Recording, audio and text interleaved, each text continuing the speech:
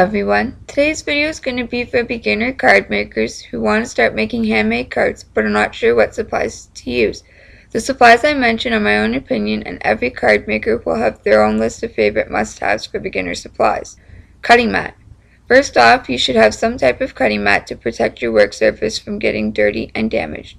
Here I use the Selectum Green cutting mat, and it works great for protecting my work surface. Scissors. You'll want to have a good pair of cutting scissors. Some people use 2 pairs of scissors. They use 1 pair for regular cutting and the second pair for fine detail cutting. It's your own opinion whether you want to have 2 pairs of scissors.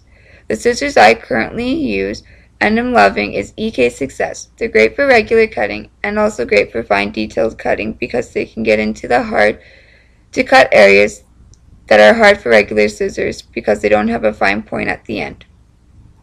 Paper cutter.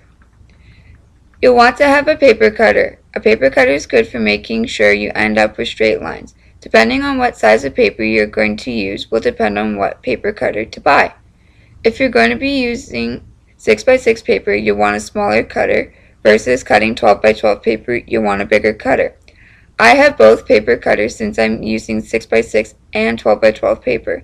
I've loved the brand EK Success for my paper cutters, but there are probably other great brands out there. You just have to do some research.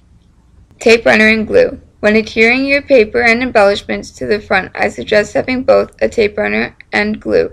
A tape runner is an adhesive you run along the paper or embellishment, and it will be able to stick to whatever you're putting it on. For glue, you can use a glue pen to stick down some of those tiny embellishments.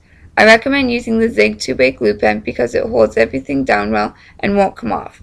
Base and envelopes.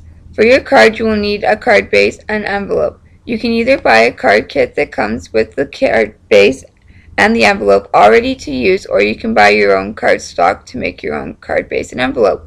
I prefer to use the Forever in Time card kit, but sometimes when I have run out of cards or need a size bigger than I use some card stock and make my own. Paper. For paper, there is a large variety from just plain colored cardstock to pattern paper. To choose the paper you will need for your card, it will depend on the type of card you are making.